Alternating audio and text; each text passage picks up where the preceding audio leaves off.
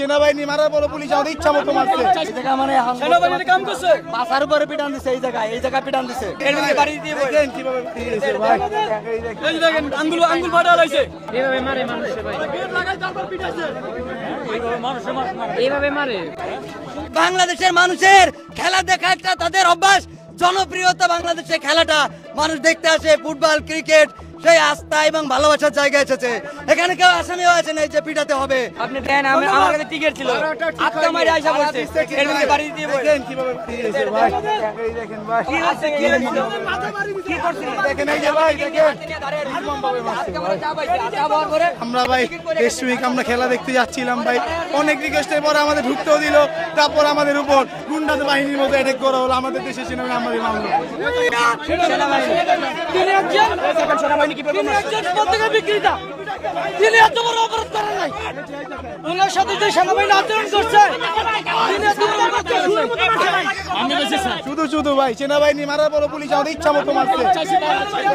এই দেখুন কিভাবে আমরা খেলা দেখতে আসছিলাম,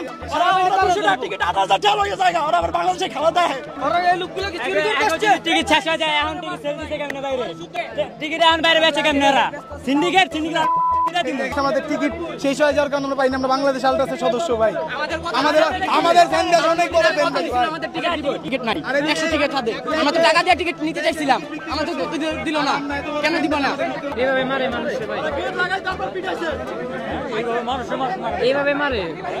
আপনার কাছে টিকিট ছিল কিনা? জি ভাই টিকিট ছিল ভাই। টিকিট থাকার পরেও কি পিটন খেলেন? জি ভাই সবাই গেছে ভাই, যারা টিকিট সবাই গেছে ভাই, একটা ঢুকতে পারে টিকিট ভাই, টিকিট ছাড়া ঢুকতে পারে, টিকিট ঢুকতে পারে না ভাই, কেউ ঢুকতে পারে না ভাই। কিছু সংখ্যক তাদেরকে ঢুকাই দিছে, যদি আপনি প্রুফ চান আমি এখন প্রুফ দিতে পারি।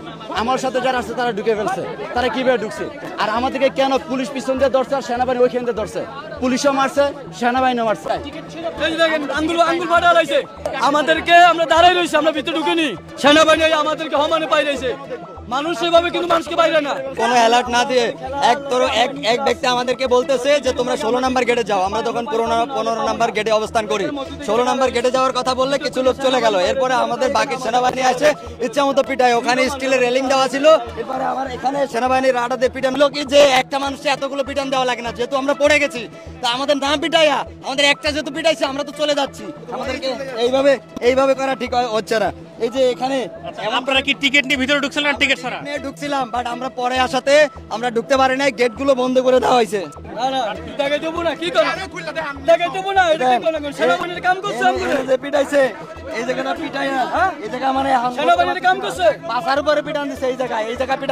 আমাদের ফিরে আসার কোনো সুযোগ নাই, এতগুলো লোকের ভিতরে পড়ে গেছি, পা আটকে গেছে, তাহলে আমাদের আসার সুযোগ দিতে হবে না? বৃষ্টি হচ্ছিল, সব জায়গায় চিলিপ হয়ে গেছে, যে আমরা চলে আসবো এরকম কোনো সুযোগ নাই। আমাদের একটু সুযোগ দিলে আমরা চলে আসতাম, যেহেতু সেনাবাহিনী আসছে, বাংলাদেশ সেনাবাহিনী আমাদের গর্বের একটা বাহিনী, আমরা তাদেরকে যথেষ্ট সম্মান এবং শ্রদ্ধা করি। সেই জায়গা আমরা যদি ফুটবল খেলা দেখতে আসি, আমরা কেউ আসামি না যে আমরা আসামি আমাদেরকে পিটা বার করে দেবে। ফুটবল খেলা বাংলাদেশের মানুষের খেলা দেখা একটা তাদের অভ্যাস, জনপ্রিয়তা। বাংলাদেশের খেলাটা মানুষ দেখতে আসে, ফুটবল ক্রিকেট, সেই আস্থা এবং ভালোবাসার জায়গা এসেছে। এখানে কেউ আসামিও আছে না যে পিটাতে হবে। আমি এর জন্য ধিক্কার এবং তীব্র নিন্দা জানাই।